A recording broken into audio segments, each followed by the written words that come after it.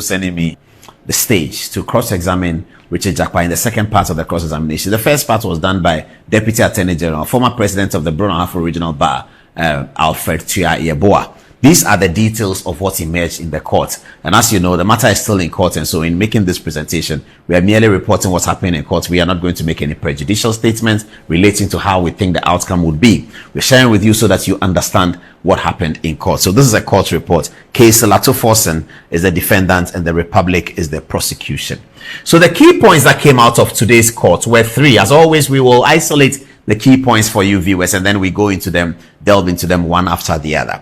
So the first part of what happened in court was the admission of Jakpa's dismissal letter from the Ghana Armed Forces into evidence. That letter was admitted into evidence. The second one is, after a bit of struggle, it was admitted to evidence. The second one is, as you see on the screen, the legality of the Big C agreement. And that's important because the Attorney General has been stressing that the agreement, the ambulance agreement, it's been an international contract pursuant to the provisions of 1992 Constitution. I believe Article 289 or so, I can't remember well, had to go to Parliament. It needed parliamentary approval. So the Parliament of 2012 looked at it and they approved it. The fact here is that the Big C company was not part of what was approved by Parliament. And that's what it means about the legality of the Big C agreement. Big C is the company that Richard Jakpa was an agent for, the company that was to deliver the ambulances that Richard Jakpa was representing in Ghana. Okay, the next one is issues about the commission paid to Richard Jakpa. As you all know, viewers, at the end of the day, a case Ato Forson is being prosecuted for occasioning financial loss to the state. Now, the financial loss to the state for which Mr. Ato Forson is being prosecuted is 2.1 million euros or so, significant amount of money. It turns out in court today that Richard Jakpa earned from the taxpayer 700,000 euro for no work done, absolutely no work done. That's what came up in court today. This is very interesting. You now see how people who are desperate to record, people are fighting because I think they knew that this day will come and they were hoping to prevent this day from coming. That is why they file a mistrial. That is why they do a press conference. They say they have some tape because they don't want us to know that Richard Jakpa, Ghanaian taxpayers, MPP foot soldiers, NDC foot soldiers, me, I'm one of them. We are all foot soldiers. Listen, Richard Jakpa took 700,000 euro of your money. Those of you who are shouting, Richard Jakpa, the guy in the box, he said in court today, admitted that he has collected 700,000 euro of the Ghanaian taxpayers' money into his pockets for being a representative of a company that was to deliver ambulance that did not deliver a single ambulance. Your money, my money, has gone into his pocket, 700,000. And Johnson Asiedu Ketia was presenting this guy as a paragon of virtue at a press conference together with Samuel Jemfi, the National Propaganda Secretary of the National Democratic Congress. They together held a press conference, presented Richard Jakpa as a paragon of virtue. They did not tell us, and they always don't tell us the whole truth. They did not tell us that the said Richard Jakpa had benefited from the taxpayers' money, 700,000 euro. Viewer looking at me, Kwesi Mensah in Aboba, Kofi in Takrade, Mansa in Kumasi. Have you collected 700,000 euro of the taxpayers' money for no work done? If you have done the work, the taxpayer needs to pay you, no problem. Richard Jakpa took 700,000 euro of the taxpayers' money into his pocket. Now you understand why they said mistrial. We don't want the trial. We don't want the Attorney General. Godfrey Dame is a bad boy. Take him out. You see how Sami Jemfi was saying Godfrey Dame is evil. Because they knew that if the trial progresses, Ghanaians are going to turn their guns on anyone who has taken their money. And that is Richard Jakpa. Let's move on. Admission of Jakpa's dismissal letter from the Ghana Armed Forces. The prosecution, led by Alfred Tuah Yeboah, Deputy Attorney General, sought to tender the dismissal letter which terminated the employment of Richard Jakpa in the army into evidence. This was faced by an objection by Thaddeus Sori, who attacked the relevance of the document. Tamaklo, who sought to alert his counterpart on his feet to say that the evidence was self-serving, was scolded by the court when the court asked whether he, Tamaklo, skipped his law of evidence classes. Hey, this was a bit dramatical. The court subsequently admitted the letter into evidence. So the story here is that When they tendered the letter, that this is the letter of Richard Jakpa, the man in the dock, this is the letter of Richard Jakpa, and that the prosecution sought to tender that in evidence, Thaddeus Story, counsel for the defense, raised the objection and said that it wasn't relevant. Whilst Basit Bamba was on his feet, court report says that Tamaklo was telling Basit Bamba, I believe in his very arrogant connotation, Tamaklo, very, very arrogant boy. In his very arrogant connotation, he was telling Basit Bamba that I can say that about Tamaklo because I've hosted him on Good Evening Ghana and praised his work as a going to Supreme Court for Senator Rollins. But since then, the guy has become so brutally arrogant, I just stay away from him. I saw him at a funeral. The way the guy behaved, I just stay away from him. I don't know how people, just something small, NDC legal, that just gets into their head and they think that they become some, hey, take your time, Oga, relax. There's a long way ahead. Relax, relax. He rose up in court, giddy, to tell Basit Bamba his senior. Basit Bamba taught even me. Basit Bamba taught me. So he's his senior cry. But he's his colleague in the court, he's a counterpart.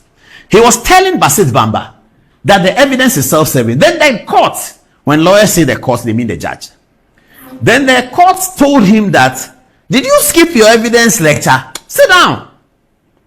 That's why we said the court scolded him. In the conclusion, the court admitted the evidence. What was in the letter that was written by the Ghana Armed Forces? And who signed it? Let's go to that. This is the letter. Army Headquarters, Burma Camp, Accra, 77539 something. 12 September 2007. Reference, Army number. Please. Release from service for unsatisfactory conduct. Lieutenant Richard Jakpa. These are the details. The above named officer was commissioned into the Armor Corps as a regular officer on 21st August 1998. All things being equal, the officer should have made the rank of captain on 21st August 2002 and a major on 21st August 2007. He has consistently failed his promotion exams and now lags behind his mates in rank. Also, his service with the colors has been largely unsatisfactory, marked by consistent fraudulent conduct, abrasiveness, and general indiscipline. Viewers, note the words that were used, and I'll come to the one who signed it. His service with the colors has been largely unsatisfactory, marked by consistent fraudulent conduct, abrasiveness, and general indiscipline. 2. In addition, Lieutenant Richard Jakpa has incessantly been indebted to various people / institutions during the period. An example was his long indebtedness to Recce Regiment PRI to the tune of $300, which he was unable to pay till authority was sought for the amount to be deducted from his salary. Wow. Throughout his service life, Lieutenant Richard Jakpa of number GH 2899 has proved consistently that he belongs to a world incompatible with the decent and gentlemanly composure that the Presidential Commission confers on officers of the Ghana Armed Forces. He is a bad example by all standards, and his continued retention in the service is likely to cause more harm to the service and to himself. Indeed, in May 2004, a special report submitted on him by his commanding officer suggested that the officer had reached his ceiling. 3 years on, his new commanding officer describes his conduct as shameful and regrettable. Paragraph 4. From the foregoing, the continued retention of Lieutenant Jakpa is not in the best interest of the Ghana Armed Forces and indeed himself. It has accordingly been decided that Lieutenant Jakpa be released from the service forthwith. I am therefore directed to request that Lieutenant Jakpa be released from the service for inefficiency under Article 15, Item 2A through continued lack of application of interest, and Item 2C, unsatisfactory conduct of the Armed Forces Regulations, Volume 1 Admin, respectfully submitted. Great. Signed, Brigadier General M.K.G. Ahiaglo for Chief of Army Staff. Leave it there. Who is Brigadier General Ahiaglo? That's the question. Brigadier General Ahiaglo became the Southern Command Commander when Professor Mills was president. And when John Mahama became president, Brigadier Ahiaglo had retired from the service and he was made a Director General of the Ghana National Lotteries.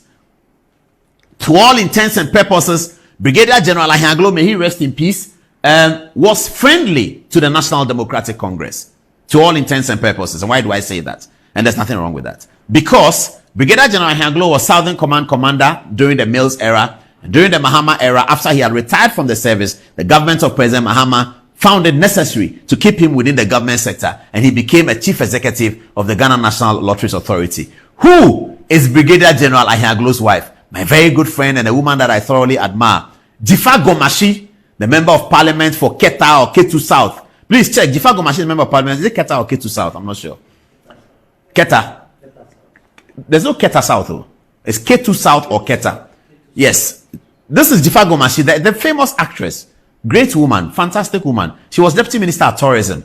That is NDC Deputy Minister of Tourism. NDC Member of Parliament for K2 South. That is Jifa Gomashi. This is Jifa Gomashi's late husband, General Ahiaglo, who signed a dismissal letter to Richard Jakpa. Are you getting the things, viewers? So all this political witch hunting, and it doesn't seem to hold.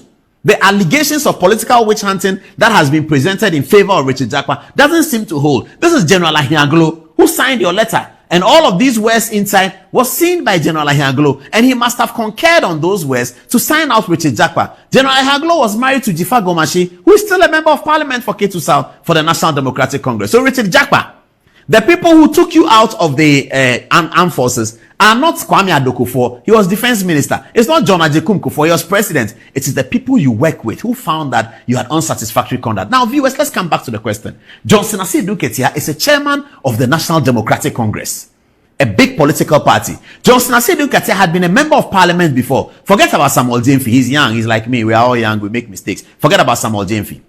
Johnson Asiedu Ketia is not young.